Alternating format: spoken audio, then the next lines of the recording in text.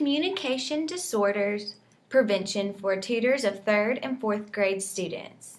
This presentation will address the following topics: milestones in communication development, risk factors associated with communication disorders, accommodations for students who have communication disorders, development of language skills, and potential activities for students with communication disorders. This presentation was completed by Ashley Joyner, Caroline Coleman Miller, Aaron Moore, and Molly M. Thornton. Now, Molly's going to address developmental milestones in communication. Common milestones for 3rd and 4th grade students in regard to literacy socialization are: they read chapter books for pleasure, which includes both fiction and nonfiction books. Students also read for information as well as pleasure. For phonological awareness, students can play with sounds and words and secret codes, such as Pig Latin. An example of Pig Latin would be my name, Molly Thornton, Ollie Mae Ortenthay. For print knowledge, students begin to learn the basis for capitalization, punctuation, and other conventions of print. Writing also begins to improve and errors begin to decrease. For reading, students recognize more words by sight. Automaticity of decoding increases due to more phonetic patterns being recognized. Also, as reading becomes more automatic, more attention is focused on comprehension, and reading moves toward fluency. Comprehension is the main focus of reading, and students read to learn at these ages. For writing, students learn spelling patterns, which increases vocabulary knowledge and reduces spelling errors. Students also use writing to send messages, and as we all know, children love to pass notes in class. Narrative writing is the most common. Children love stories. Also, children learn the sound changes that take place in words, such as plurals, possessive, past tense, or other forms. Writing has a more consistently literate style, and more subordinate clauses and writing is introduced in the school curriculum. Now I'm going to turn the presentation over to Aaron Moore, who will talk about risk factors and accommodations. Common risk factors for children in 3rd and 4th grade include tracheotomies, ear and hearing problems such as ear infections, or a medical term for ear infection is otitis media. A student that has a cleft lip or a cleft palate may also have communication disorders. Autism, developmental delay, and dyslexia is also a problem. Persistent health and medical problems, chronic illnesses, or prolonged hospitalization can also pose a problem. Family history of hearing or speech language problems, or parents with a hearing impairment or cognitive limitations. Another common risk factor is a child that's in foster care. A family history of student maltreatment, such as abuse or neglect, is another risk factor.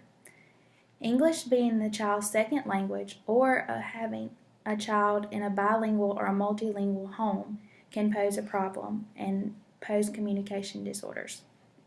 Low socioeconomic environments, and if the child is a male, they have a higher incidence of having a communication disorder.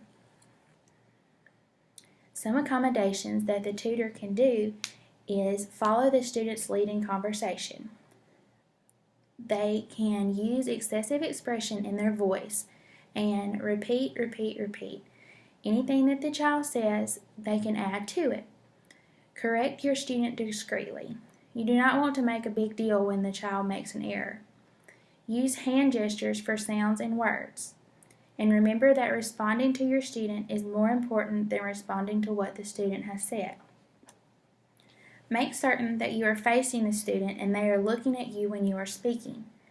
Always communicate or comment on new information before you introduce the information to the class. Provide many cues for new information, such as auditory, visual, and tactile if possible. Even if one student seems confused, rephrase the information. The new rephrased version may also help other students. You can also write the directions on the board or hand out a piece of paper that has the directions on it. Encourage reading both inside and outside the classroom. Provide vocabulary that goes along with the reading to help cohesion. Short, intensive phonological awareness, which is sound-letter correlation, instruction for a young learner has a positive and significant impact on literacy and development. And now Ashley will talk about developing language skills. Tutors need to remember their language level. When speaking around your student, one of the biggest things to be aware of is the language level that you use. Use words and sentences that your student can understand. At the word level, use key words, and at the sentence level, use small sentences emphasizing those key words.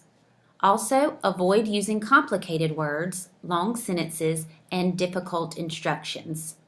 The tutor also needs to speak slowly and, if possible, point to what you're talking about.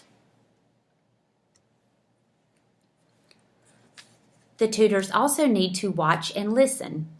Sometimes it is necessary for teachers to simply take a step back and let the student take the lead.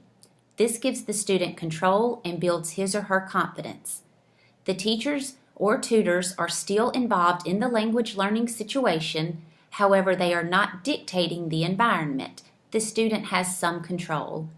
By commenting on what the student is doing, the teachers can still generate language into the learning environment. Teachers should not feel as if they have to fill in any gaps of silence. They should simply watch and listen and add language when necessary. When tutors add language, this is an easy thing to do, and it can be done in all different types of situations and environments. Teachers can simply comment on what the student sees, what the student does, or what the student says. For example, if a student says car, the teacher or tutor can add to that by saying fast car or red car.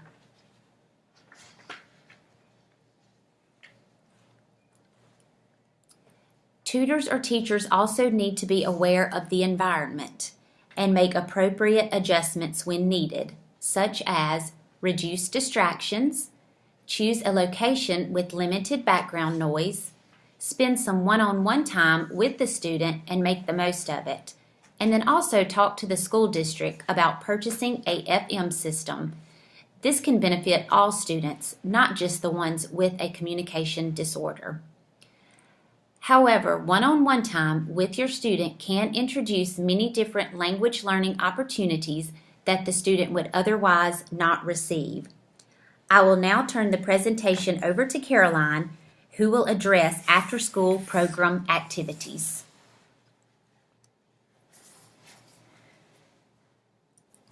After-school program activities can include simple games and toys.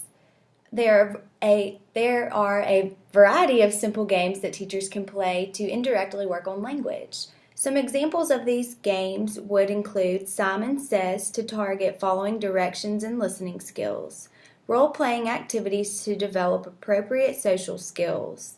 For example, for a child who has autism spectrum disorder, the tutor could request that the student practice ordering a pizza by using a telephone and dialing the number and requesting what he wants. Turn-taking skills could be addressed through board games in which the tutor and student take a turn at designated times. Search and find games will target prepositions. The student will hide an object and give the tutor clues to where the object is hidden. For example, on top of the table or under the table. I Spy can be used to target articulation. The student places pictures or items containing target sounds around the room and describes them as the tutor guesses at what they are. Toys are also fun and simple ways to involve your student in activities that promote the development of language. Music is a great way for getting your student to listen and experience a shared focus in language and learning. This is especially true for clients who have apraxia of speech or intellectual disability. Songs that focus on intonation and stress, the musical beat helps focus on speech, and songs help focus on syllable awareness. The skills used with singing are also skills used with talking. For role playing, as described earlier, playing different roles will expand your students' imagination while promoting language learning in a fun, creative way. Students learn language by hearing it first and then making associations between the word and the action. Role playing will have a positive effect on language as well as speech, eye contact, turn-taking skills, and listening skills. A list of references are included here. Thank you so much for taking the time to listen to our presentation about the prevention of communication disorders for 3rd and 4th grade students.